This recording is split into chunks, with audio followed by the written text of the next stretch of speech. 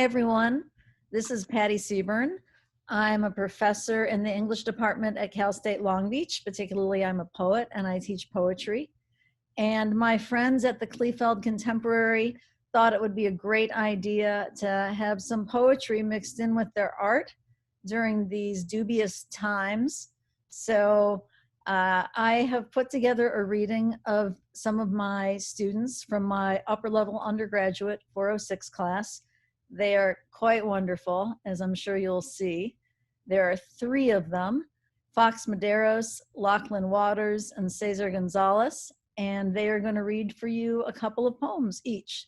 So please sit back and enjoy some time with poetry mixed in with your art, and thanks so much to the Kleefeld Contemporary for having us.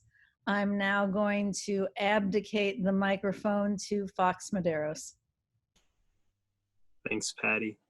I'm Fox Medeiros. I'm a student at Cal State Long Beach, particularly a creative writing major. I'm going to read 2 poems, Someplace Worth Stopping For and Break This Unity. Someplace worth stopping for. After 400 miles, we sleep at a truck stop, you and that hair, out catching the wind coming in from the dawn, shaking it like streamers, and saying that I love beginnings, but I never know where to stop. At Reading, the air is cicadas buzzing in the close afternoon heat. We unwrap double-doubles. We chew and look about us, the sound a legion of screen doors all crying. Mouthful, you say, it's the sound of someone bad on a Stradivarius. All around us, the light is fire, climped yellow. You said I had met Turner. Whenever I drive in shadows or am lit by passing rigs on any desolate stretch, I recall you glowing.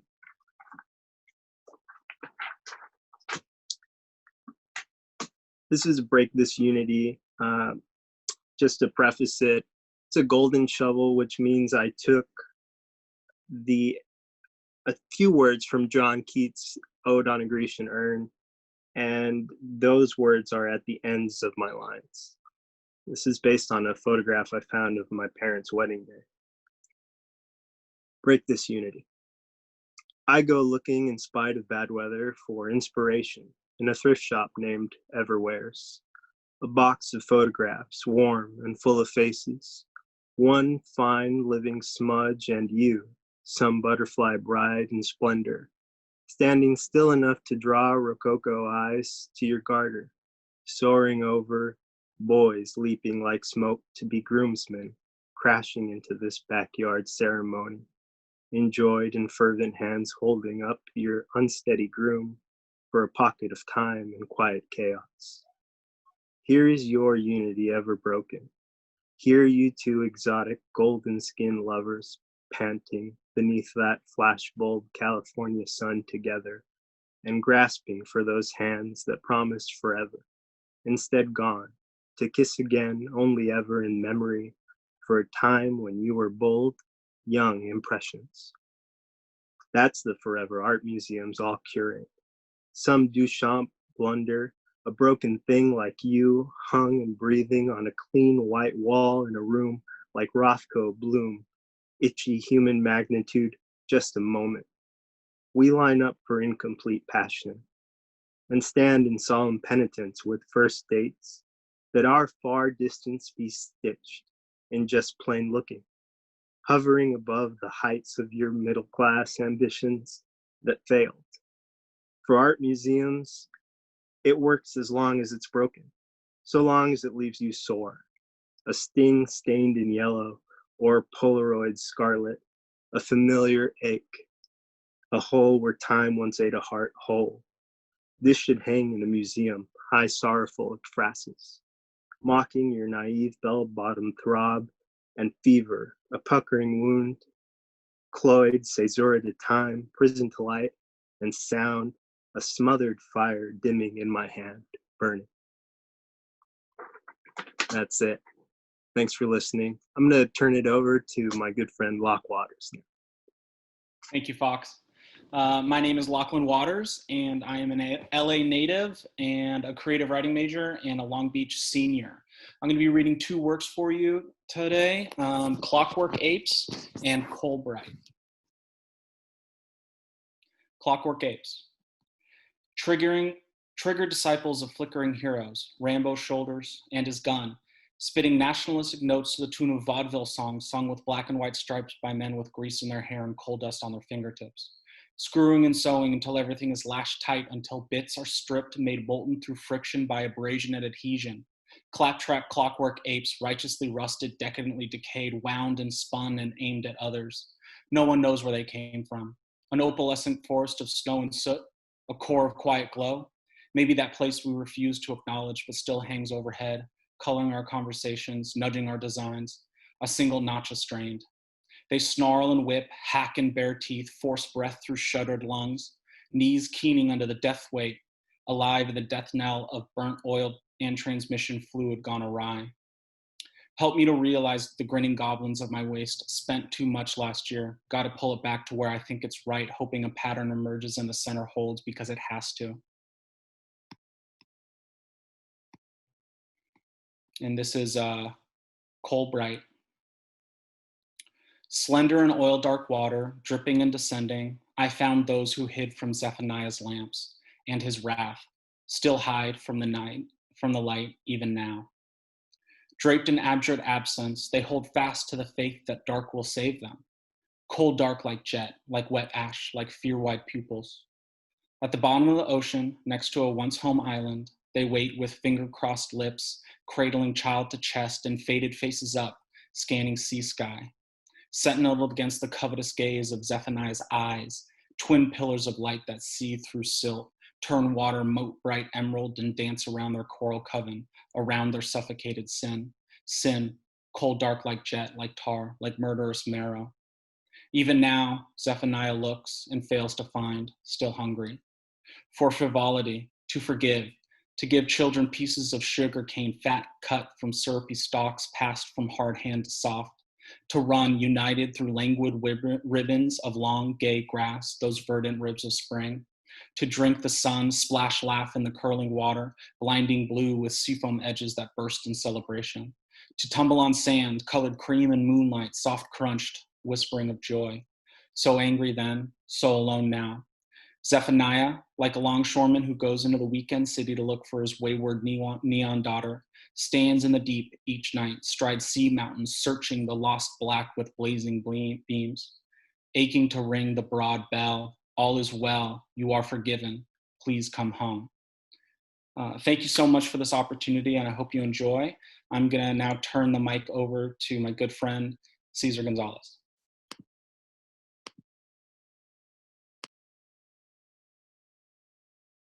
Hello, my name is Cesar Gonzalez. I'm a literature major at Cal State Long Beach and about to embark on my last year as after what is sure to be a strange summer. So I have a couple of poems. They're about memory, and I think a lot of us are spending time with our memories right about now. So I thought they would be appropriate. The first one is called American Cheese, and the second one is called Cormac, It's Dark Outside. Let's get started. American cheese. Golden square wrapped in plastic, like Laura Palmer, extending an open offer of smothering hugs on my heart, barricading my arteries from further flow of bad thoughts and thin blood, entangled in my affections. Yours singular, not pleading, to be spread over a salty bed, a tryst at the Ritz, nor sitting pretty on a plate near those ostentatious grapes. The Constellation Care package from formative years of fat kid with a fat top. Gauche glue holding together my beloved McMuffin meaningless. Gathered in gunk on my gums, on the back of my molars, into that dark space where my tongue lie tucked. Bedfellow in a bender, when in a tired hour I am bereft of brilliance, driving toward that soft pink sky on 7th, pulling the sun up from sleep. Rough draft of dreams written in red ink on my eyes, hanging on thin threads of coherence. Following my drunk breath, asking for breakfast to the drive-through donut shop. Korean woman at her window with questions of concern on her lips like gloss. I saw you between my bagel with bright modesty, like deep faith in Jesus until I tore you in two.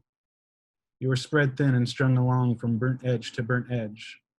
I am ridiculous, reverent, and ready for sleep.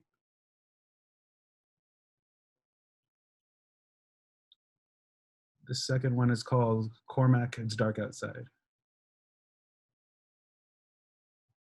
There's a rotting wood platform amongst the avocados in my childhood tree, looming like a memory. Up in the leaves, upon a bough, full-fledged yet unfinished, built in a blurry weekend, a house in its unfruition future. The sturdy trunk sustained on adolescent urine, stray bark hard on the soles.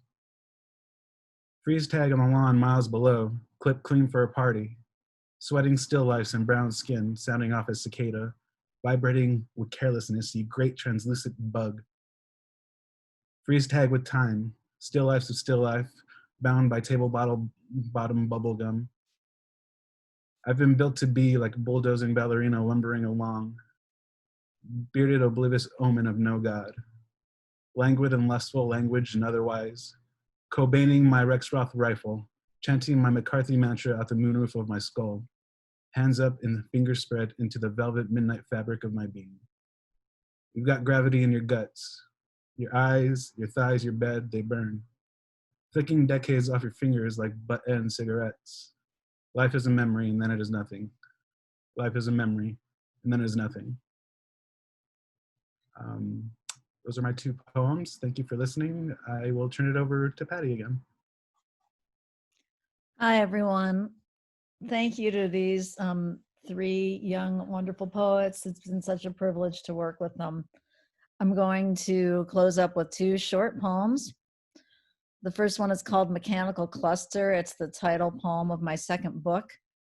And the mechanical cluster is actually the all the information on the around the meters in your car that shows you where you are, where you've been, all the numbers that you see as you look forward below the dashboard.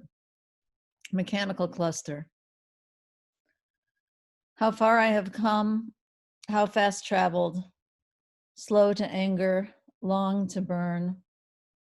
What will protect me from my mortal inattention? An amber state of emptiness, signal fibrillates, never enough.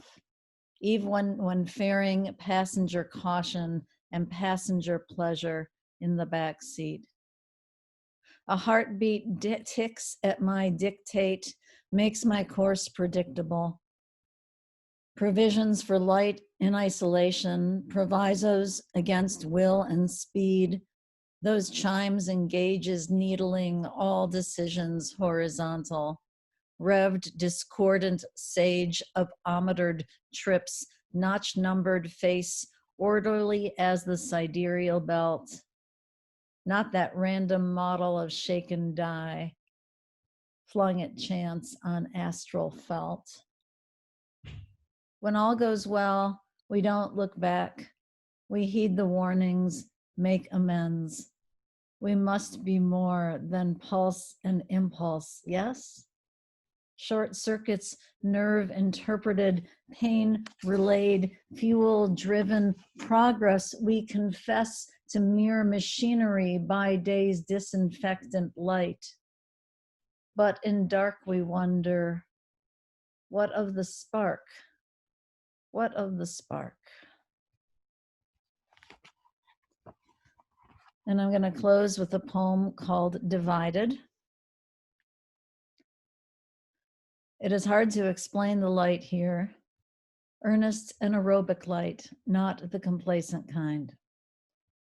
It gets fired up by the ocean and believes in its own ability to reinvent the vapid into the vatic, the sore, serene, torpor to fever, temblor and squall to static. I know you have light in other places. I have lived in other places. and found curb to pole star endearing. What can I say?